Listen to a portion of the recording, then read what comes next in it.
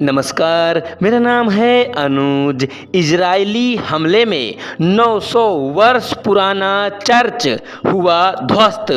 आम जनों को आधे घंटे में शहर खाली करने का फरमान सुनाने के बाद गाजा के जेहरा शहर को इजरायली वायुसेना ने बमबारी से बर्बाद कर दिया।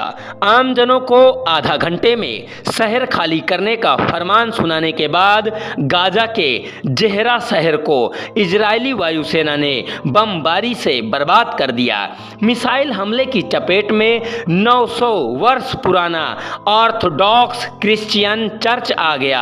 मिसाइल हमले की चपेट में 900 वर्ष पुराना ऑर्थोडॉक्स क्रिश्चियन चर्च आ गया। यह गाजा का सबसे प्राचीन ऑर्थोडॉक्स क्रिश्चियन पूजा स्थल था।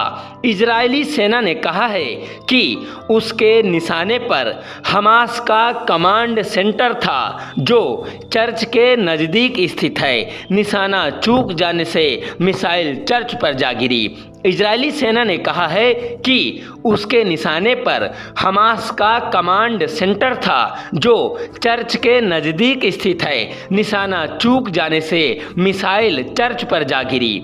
इस चर्च में ईसाई और मुस्लिम समुदाय के करीब 500 लोग शरण लिए हुए थे। बमबारी में 18 लोगों के मारे जाने और दर्जनों के घायल होने की सूचना है। यरूशलेम के ऑर्थोडॉक्स पैट्री आर्चेट ने कहा है कि इजरायली सेना ने सेंट पोरफिरियस चर्च पर हमला किया है, जहां पर सैकड़ों ईसाई और मुस्लिम शरण लिए हुए थे। यरूशलेम के ऑर्थोडॉक्स पैट्री आर्चेट ने कहा है कि इजरायली सेना ने सेंट पोरफिरियस चर्च पर हमला किया है। यरूशलेम के ऑर्थोडॉक्स पैट्री आर्चेट ने कहा है कि इजरायली सेना ने सेंट पोरफिरियस चर्च पर हमला किया है, जहां पर सैकड़ों ईसाई और मुस्लिम शरण लिए हुए थे। अभी चर्च के मलबे में कई लोगों के दबे होने की आशंका है। गाजा की हमास सरकार ने कहा है कि निहत्थे लोगों और पूजा स्थलों पर हमले कर इजरायली सेना युद्ध अपराध कर रही है।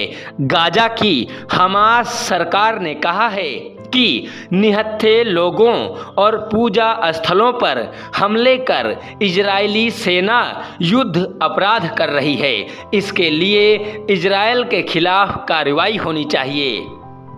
जबकि इजरायली सेना ने कहा है कि निशाना चूक जाने से बम चर्च पर गिर गया, इससे उसका एक हिस्सा क्षतिग्रस्त हुआ है।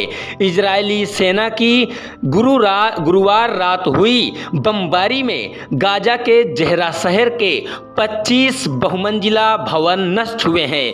इजरायली सेना की गुरुवार रात हुई बमबारी में गाजा के जेहरा शहर के 25 बहुमंजिला भवन नष्ट हुए हैं। माना जा रहा है कि इजरायली कार्रवाई में अभी तक गाजा के 1/3 भवन नष्ट हो चुके हैं। माना जा रहा है कि इजरायली कार्रवाई में अभी तक गाजा के 1/3 भवन नष्ट हो चुके हैं या फिर रहने लायक नहीं रह गए हैं। 7 अक्टूबर को इजराइल पर हुए बर्बर हमले के बाद से हमास के प्रभाव वाली गाजा पट्टी पर इजरायली सेना की बमबारी जारी है।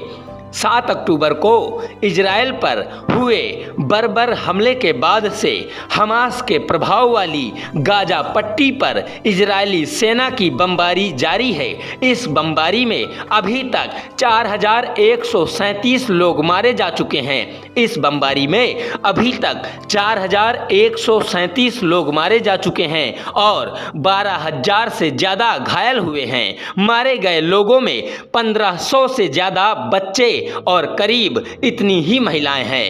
वेस्ट बैंक और लेबनान से मोर्चा खुलने की आशंका।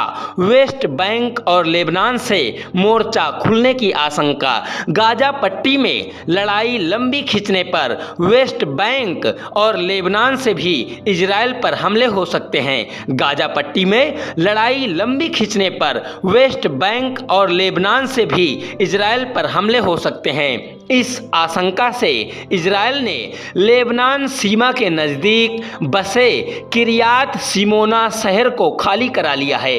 इस आशंका से इजराइल ने लेबनान सीमा के नज़दीक बसे किरियात सिमोना शहर को खाली करा लिया है। इजरायली सेना और लेबनानी हिजबुल्लाह के बीच हिंसक झड़पें हो रही हैं। इजरायली सेना और लेबनानी हिजबुल्लाह के बीच हिंसक झड़पें हो रही हैं। लेबनान में इजराइल के हमले में हिजबुल्लाह के एक लड़ाके की मौत हुई है, जबकि वेस्ट बैंक में एक शरणार्थी शिविर में सुरक्षा बलों की कार्रवाई में 5 बच्चों समेत 13 लोग मारे गए हैं। इसकी प्रतिक्रिया स्वरूप वेस्ट बैंक से भी इजराइल के खिलाफ मोर्चा खुल सकता है।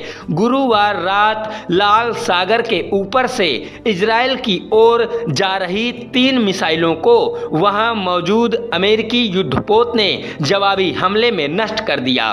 गुरुवार रात लाल सागर के ऊपर से इजराइल की ओर जा रही 3 मिसाइलों को वहां मौजूद अमेरिकी युद्धपोत ने जवाबी हमले में नष्ट कर दिया। बहुत बहुत धन्यवाद।